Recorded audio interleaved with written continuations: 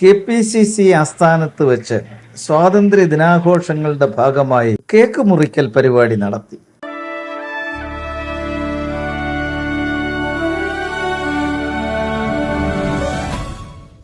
ആ കേക്ക് എന്ന് പറയുന്നത് നമ്മുടെ ദേശീയ പതാകയാണ്. അതിന്റെ മുകൾ വശം ദേശീയ പതാകയാണ്. ആ ദേശീയ പതാകയെ രമേശ് ചെന്നിത്തല, നമ്മുടെ ആഭ്യന്തരമന്ത്രി, കത്തി കൊണ്ട് വെട്ടി മുറിക്കുകയാണ്. മുറിച്ച് പല കഷണങ്ങളാക്കി പലർക്കും കഴിക്കാൻ കൊടുക്കുകയാണ്. അപ്പോൾ ഇതിൽ നിന്ന് നമ്മൾ എന്താണ് മനസ്സിലാക്കേണ്ടത്?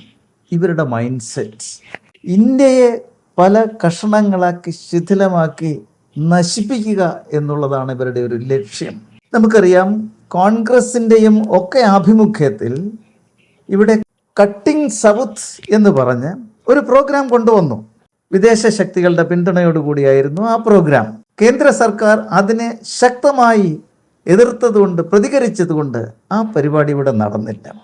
ഈ തരത്തിലുള്ള ഇന്ത്യയെ ശിഥിലമാക്കുക എന്നുള്ള പരിപാടികൾക്ക് കോൺഗ്രസ് മാത്രമല്ല, മറ്റ് പല രാഷ്ട്രീയ പ്രസ്ഥാനങ്ങളും അതിന് ഒത്തുചേരുന്ന ആൾക്കാരാണ്. നമുക്കറിയാം, സ്വാതന്ത്ര്യ സമരകാലത്ത് മുസ്ലിം ലീഗ് നിരാഷ്ട്രവാദം മുന്നോട്ട് വെച്ചു. മാർക്സിസ്റ്റ് കമ്മ്യൂണിസ്റ്റ് പാർട്ടി മുന്നോട്ട് വെച്ച ആവശ്യം ഇന്ത്യയെ 17 ഭാഗിക്കണമെന്നാണ്.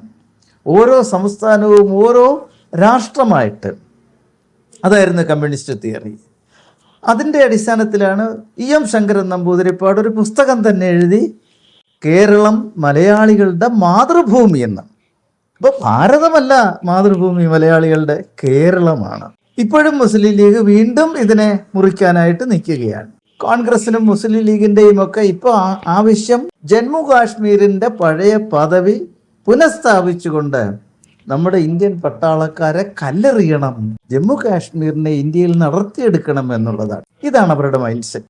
AICC ആസ്ഥാനത്ത് വെച്ച് ദേശീയ ഗാനമായിട്ടുള്ള വന്ദേ മാതരം ആലപിക്കുന്ന സമയത്ത് അതിനെ തടസ്സപ്പെടുത്താൻ ശ്രമിക്കുകയായിരുന്നു കോൺഗ്രസിന്റെ അഖിലേന്ത്യാ നേതൃത്വം.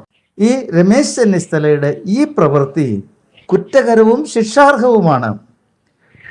Prevention of insult to the national honour act 1971 അതനുസരിച്ച് ഇന്ത്യയുടെ ദേശീയ പതാകയെ അപമാനിക്കത്തക്ക നിലത്തിൽ, വില കുറച്ച് കാണത്തക്ക നിലത്തിലുള്ള പ്രവൃത്തികൾ ചെയ്യുന്നതെല്ലാം ഈ ആക്ട് അനുസരിച്ച് കുറ്റകരമാണ്.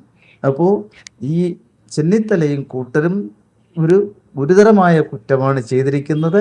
ചെന്നിത്തലയ്ക്ക് ഒരു നിമിഷം പോലും കേരളത്തിൻ്റെ ആഭ്യന്തരമന്ത്രിയായി തുടരാൻ അവകാശമില്ല. രാജിവെച്ച് ഒഴിയുക തന്നെ വേണം.